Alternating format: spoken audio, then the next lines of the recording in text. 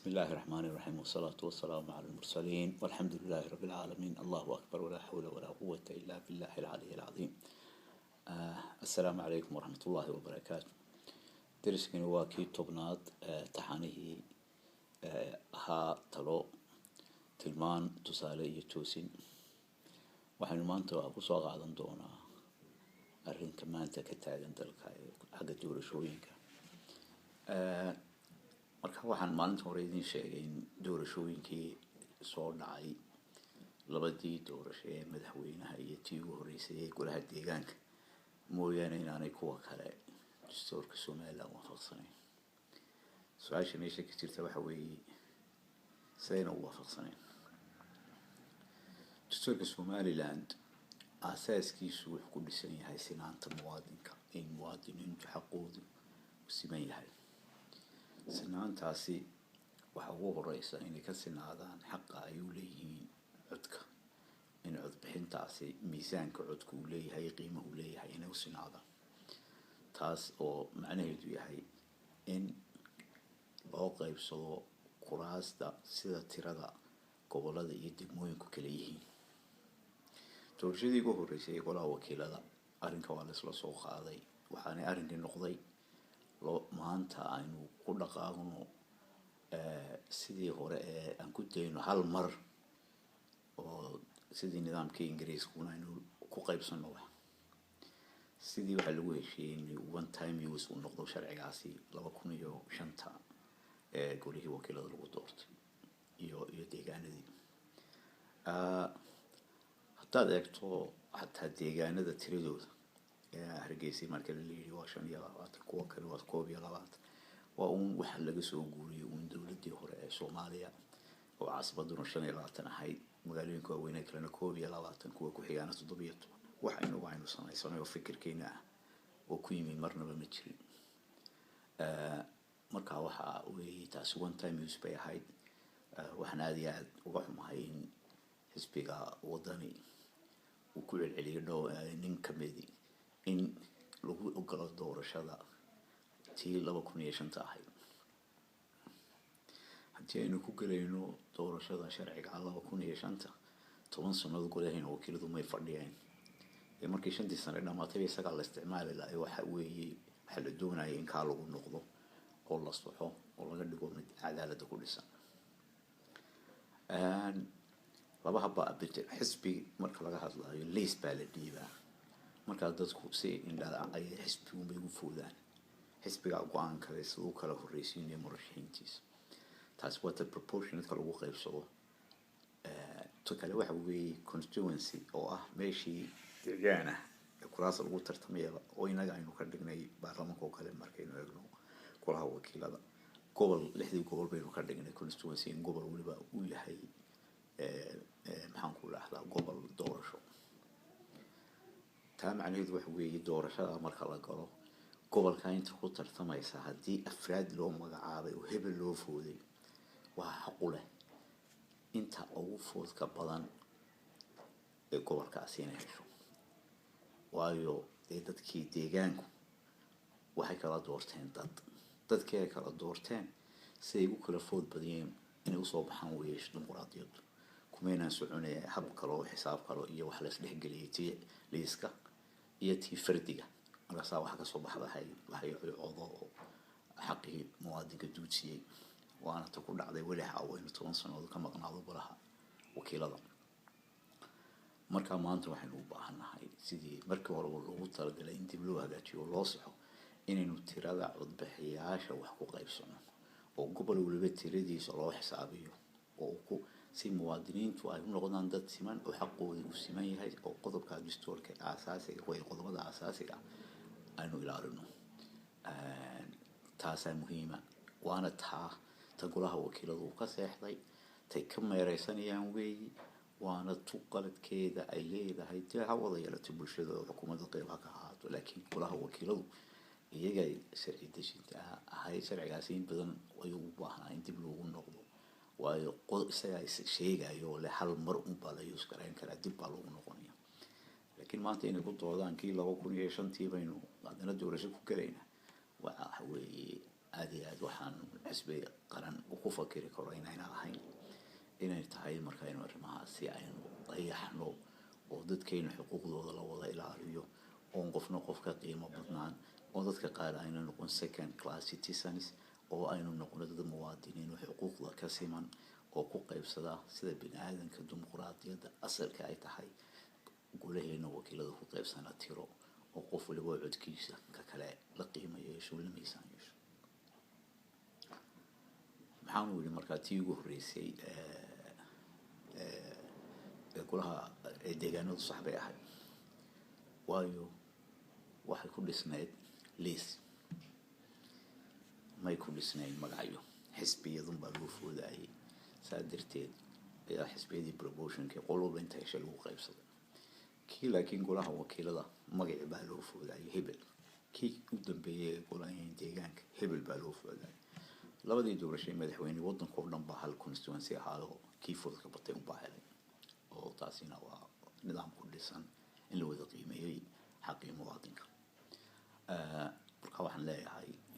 reer Somaliland doorashada dib u dhaceeda waayo in wax la saxa wanaagsan waynu ka seexanay muddadaas oo dhanna wax laga meerisanayo qodobka weli ilaa imakana laguma dhiiran warda qodobka hala soxo qodobka golaha qodobin doorashada sharci dejinta saynu u dooranayno aynu u qaybsanayno oo ku saleysan cadaalad iyo sinaan muwaadin Somaliland loogu dhiirado dadku ka wada qayb galo walahi dadka bulshada markaan anu la hadlo waa u diyaar waana fahamsan yihiin laakiin qaar intooda badan may dareensaneen marka uu sheegto ay tiraahdo warda siyaasad dunidu u dhaqantaa inaguna cadaaladdeena iyo dastuurkeenu sidaas u dhigayaa dadku wax diidan ma laha inta yar ee dan gaara ku qabta ee diidani waa wax tira koob oo gacmo fara ku tirisa majority-ku dadku cadaalad bay u baahan yihiin waxay u baahan yihiin nabad bay u baahan yihiin xukuumaddu nabad bay doonaysaa mucaaridku iyo xukuumadduba markaasi inaanay ka gabanin ee ayagoo wada jira waxaan waxa weeye midba mar بريتا أيا ما أنت معارض كقيلني حكم قابن كرا معافظ كنا ونقون كرا معارض معارض